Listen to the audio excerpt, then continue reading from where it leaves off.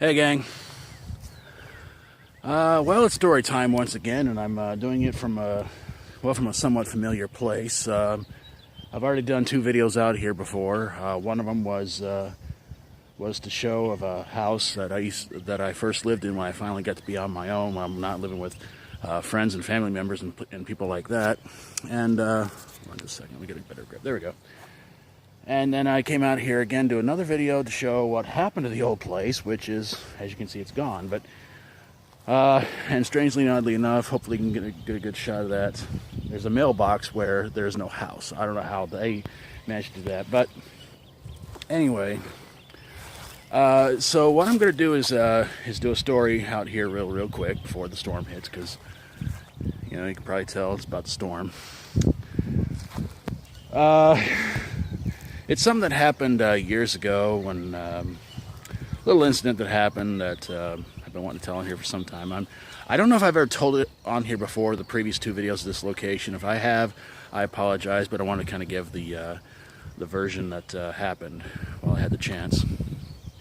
So what happened was that we all know what telemarketers can be. They can be annoying, they can be frustrating, they can call you anytime, day or night, doesn't matter. They want to call you. And I've heard a lot of horror stories, and my wonderful, beautiful wife Sarah was a telemarketer at one time, and boy, she had some horror stories to tell about that. So telemarketers are calling the house like constantly, almost every hour, almost every half hour.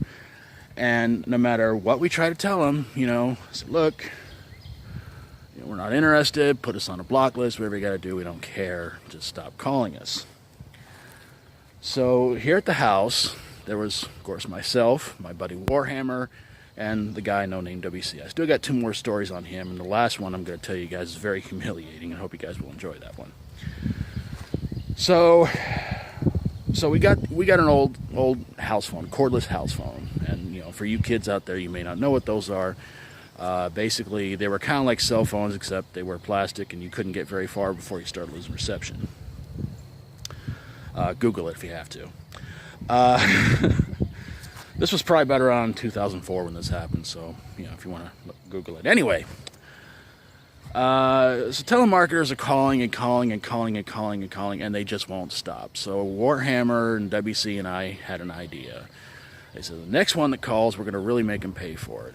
So we came up with this idea to where, another one calls, WC and I will start screaming bloody murder, like we're being tortured and all that. So telemarketer calls up. Warhammer gets the phone. Of course, this is not the phone, but I thought I'd use it as a prop. Gets the phone, and as soon as he hits, the button, he points at us. WC and I start screaming, please help us, he's killing us.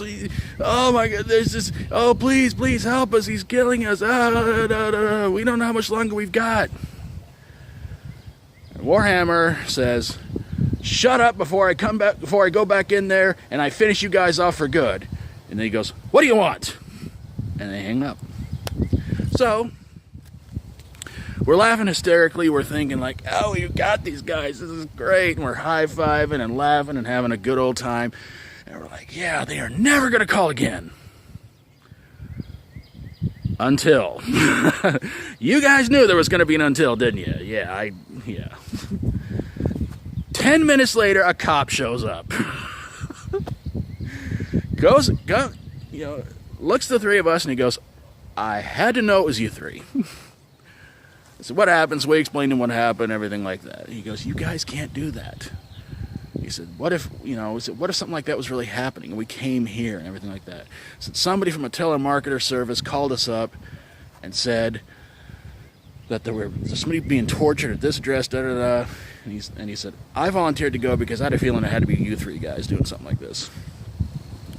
So he said, just try to tell them not to call anymore, or if they try to call, just ignore them. Eventually, maybe they'll get the hint. And needless to say, they never called again. So we never got another telemarketer call like that ever again. So it was kind of funny.